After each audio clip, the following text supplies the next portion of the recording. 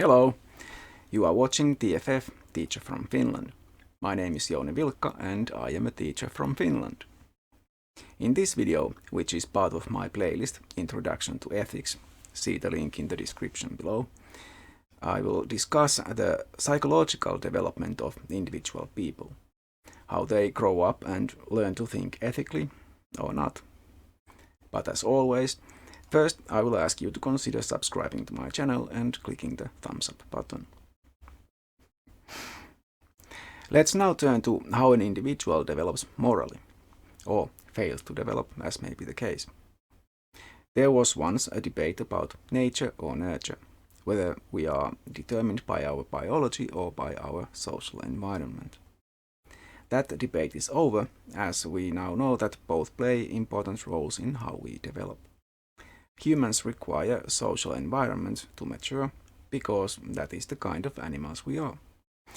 We grow up in cultures and societies, and not just within family groups. Within these structures, we learn languages, concepts, roles, customs, and, as is relevant here, morals. Lawrence Kohlberg studied the development of our morality as a developmental psychologist. He used moral dilemmas, stories involving difficult moral conflicts, to see how his test subjects, who were schoolboys, would try to solve them. The most famous of these stories is Heinz's dilemma. As the story goes, Mr. Heinz has a deathly ill wife.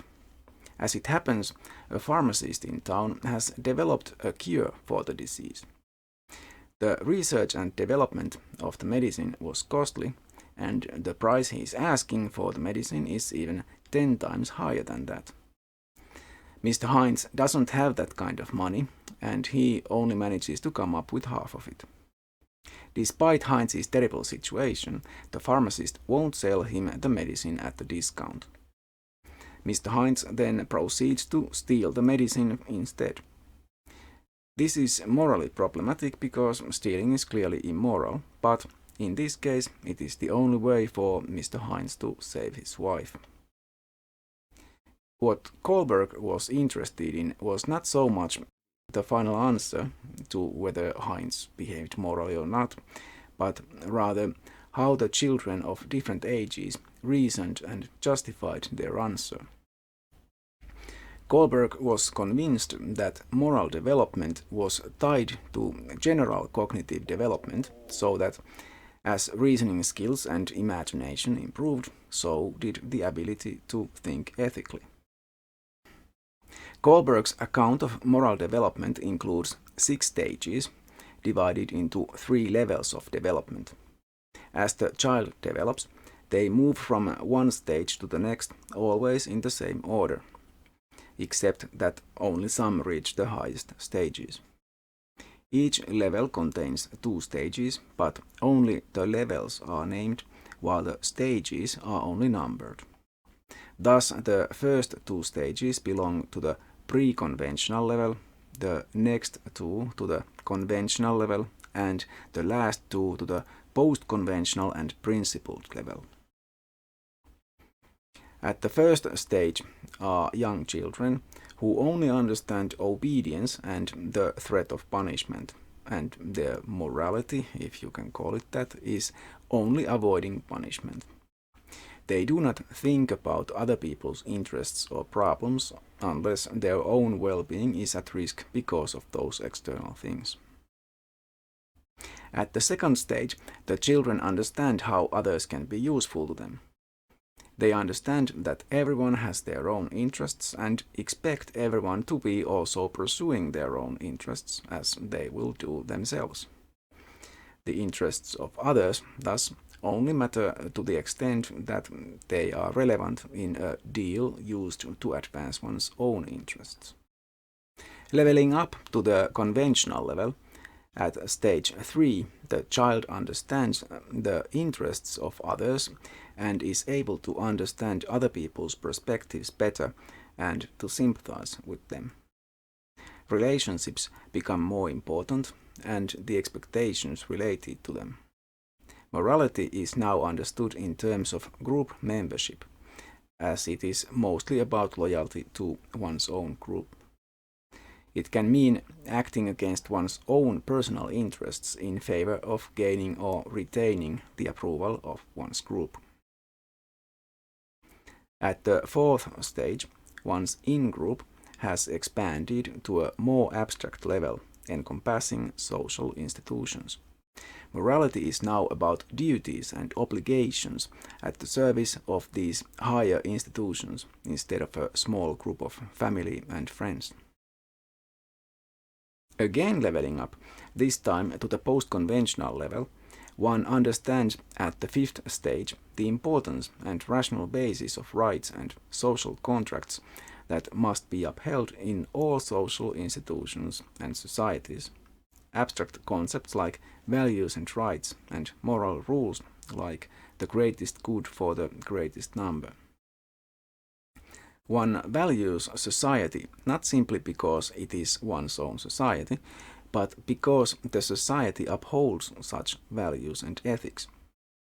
Instead of merely moral behavior, obeying rules from on high, one does what is right because it is what rational thinking shows as the right thing to do.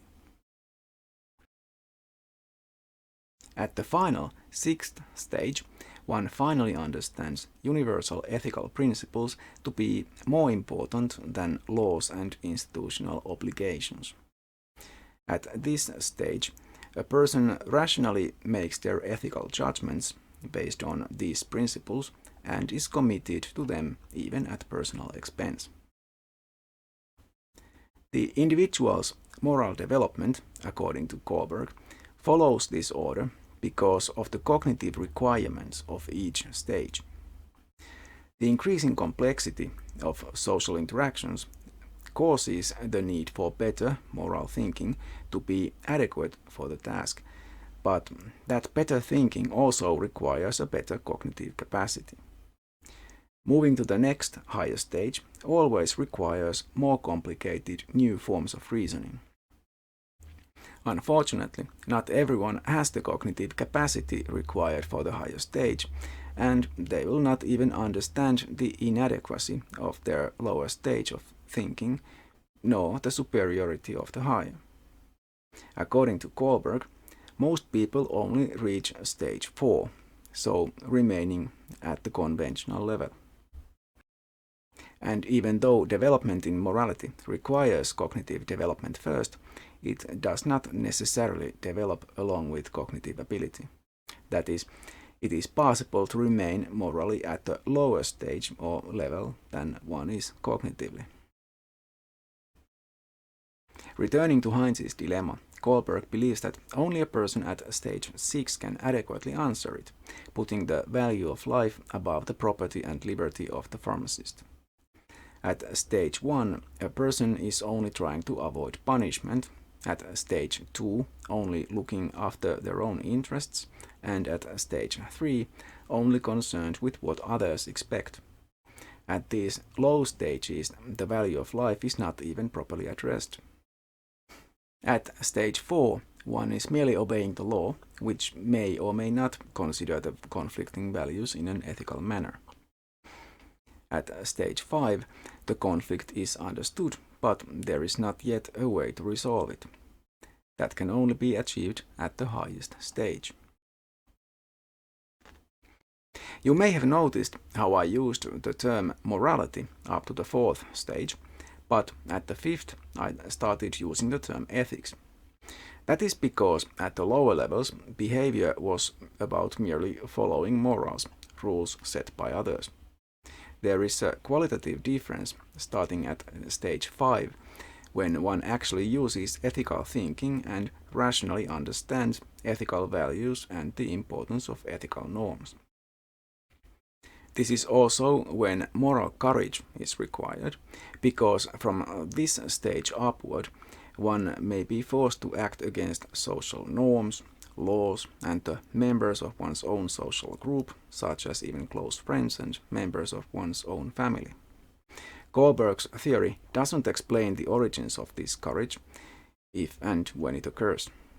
He actually implied that people who can understand stage 6 morality may lack the courage to achieve that stage, not because of cognitive deficiency, but because they lack the courage to die for what is right, as Socrates, Martin Luther King Jr. and others have. There are some problems with Kohlberg's theory, of course. According to some, Kohlberg did not provide a proper justification for how he evaluated the arguments and value choices of his test subjects. This could mean that the way he graded his test subjects to the various stages is based on just his subjective opinions. Lawrence Thomas brings up some issues with Kohlberg's theory in his article Morality and Psychological Development. First of all, he points out that Kohlberg's stage 6 describes deontological, while stage 5 describes utilitarian thinking. Thomas finds this kind of evaluation of the complexities of these ethical theories questionable. Thomas also compares the moral development of people living in Germany during the Third Reich and those living in contemporary Canada. According to Kohlberg's theory, the moral development of people in both cultural contexts could be at stage 4. Can moral development truly be analyzed merely formally without considering the contents of the morality in question? Surely there is a massive moral difference between Nazis and Canadians, even if both are at the conventional level of moral development. And then, how can a person living under Nazi regime rise to stages 5 and 6? Can that really occur only because of cognitive development? Or is moral training required, as Aristotle thought? Others have suggested that Kohlberg's theory is merely based on a Western way of thinking and moral traditions. Other cultures may and do show different kinds of moralities. And how about women's thinking? Is Kohlberg's theory based on a masculine way of thinking, and is there a feminine ethic in contrast to it? Psychologist Carol Gilligan, despite being mentored by Kohlberg, or perhaps because of it, disagreed with his research findings. First of all, she criticized his study for being only based on the behavior of boys. More importantly, from a philosophical point of view, she disagreed with the evaluation of the moral judgments seen by Kohlberg as inferior. In her own experiments, she found that those forms of moral reasoning were more typically used by girls and women, and they were based on idiosyncratic reflections having to do with caring relationships. Boys, more generally, seemed to appeal to general rules and rights. In Gilligan's view, the forms of moral judgment used more by girls are no worse or less complicated than the forms used more by boys. That was the founding of ethics of care, which is a form of virtue ethics that considers caring to be the virtue fundamental for ethics. Instead of abstract rules and hypothetical examples, care ethics focuses on actual relationships between people.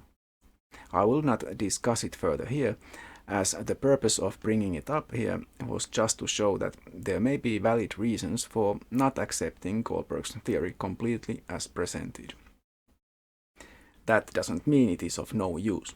It has certainly given philosophers a lot to think about and discuss. And that is also the state where I will leave you. I do not claim to have any answers, so you will have to think about it yourself. So, what do you think?